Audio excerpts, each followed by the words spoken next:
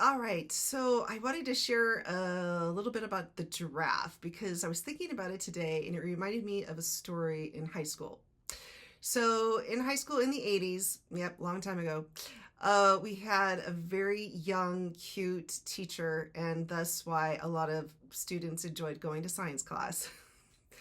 And he was, in his head a lot, and so the girls often would take their bras and put them on his license plate on his car. And of course, because he was in his head, he would not see. He wasn't an artist observing the fact that these bras were hanging on his license plates of his car. And so he would actually sometimes come back like a few days with the bras still on his car. I mean, that was what the joke was. It was so funny. It was funny at the time. Probably not now. Probably people were going, "What are you talking about? That's so whatever." Anyway, we didn't have cell phones. We didn't have the laptops. My mom threw out our TV. So we were very imaginative in what we were doing with our time and how we were having fun. And I think that's lacking today. A lot of people aren't laughing and having fun today. What's that about? That's not a good evolution process I'm seeing here, by the way.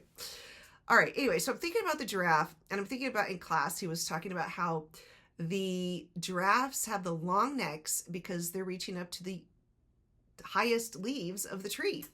Now, I didn't have access to the laptop. Obviously, we didn't have it then. And the cell phones, we didn't have that in. Or TV. But we did get the National Geographic. Thank God for National Geographic with its beautiful yellow cover and those fabulous, exquisite photos on that glossy paper. I love texture.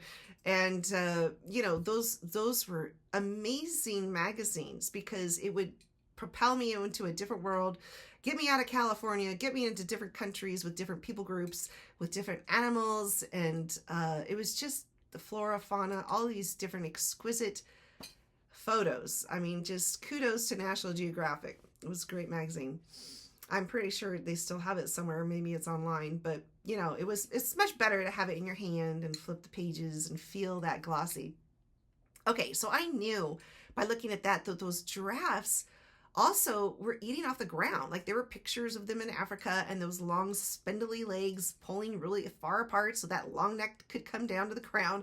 Super awkward and super vulnerable to your predator. So make sense, evolution. How after 25 million years, because this is what I read, that took 25 million years, and then a million years ago, the giraffe as we know it with the longest neck evolved. Now I'm thinking, this doesn't sound like a good evolution process because you are extremely vulnerable with these little spindly legs. Like those should be beefed up to like buffalo size. And you shouldn't have this extremely long neck because you don't need it anyway. You can reach the lower leaves. Why keep going with it? Right? These are things I'm thinking about. And this is why evolution to me does not make sense, because I compare it to creationism. I think as an artist, thinking about the wild magnus opus God and the brain and the extraordinary artistry I see just in the giraffe alone, because those patterns are all different. They're never the same, like a snowflake, like your different eye prints, your tongue print, your hand and footprints and fingerprints and toe prints, all different. They're never the same on any giraffe. And that to me, it's like, again, how is it that the giraffe is going to think about, or its genes, think about a pattern where the antelope doesn't have to have that pattern and it's survived just fine. There's no reason for it. Same like the zebra. In fact, that pattern makes it pop out in nature, right? I mean, it's like giraffe too. I mean, even though it's sort of the browns and the creams, it's still very visually eye-popping. And so for me, these are things that have severe issues of illogic when it comes to evolution. You can't tell me that this is a logical evolution process of the little giraffe's spindly legs, the awkward bending down, very vulnerable after 25 million years, the extended neck. I mean, I see it as amazing sculpture from the Magnus Opus creator, and I honor that, but not as an evolution process of survival of the fittest, at least for me. Okay, so I'm wondering, where has this gone? Like, has this long neck eating the highest leaves, is this still the explanation? Because as I've said before, science is always changing. Well, in 1996, there was a museum curator, Jin Ming, who at the Institute of Vertebrate Paleontology of the Chinese Academy of Sciences had discovered a mysterious fossil skull with thick bones, a bony plate on its head, and a large cervical vertebrae. So this is something he found in 1996. And of course, they refer to it as a unicorn. No. I love how people just throw out these words. Nope, that's not a unicorn. But anyway, so he finds this, and so it starts the scientists thinking, because again, just like with archaeology, finding new things, same thing happens with science. You find new skulls, you find new things that cause you to wonder, what's this going? And of course, scientists, this is what I also find funny. Scientists have to propose how this is come to be, okay?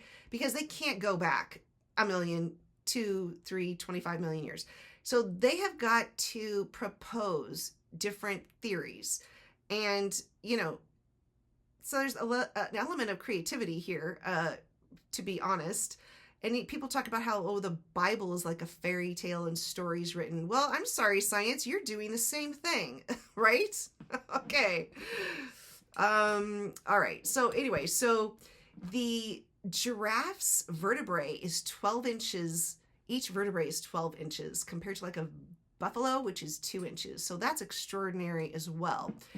And then they're saying that because of that skull and because of what they're thinking now, they have now, and this is 3 years ago in 2022 that this article is written, they are saying that now this is called giraffe necking.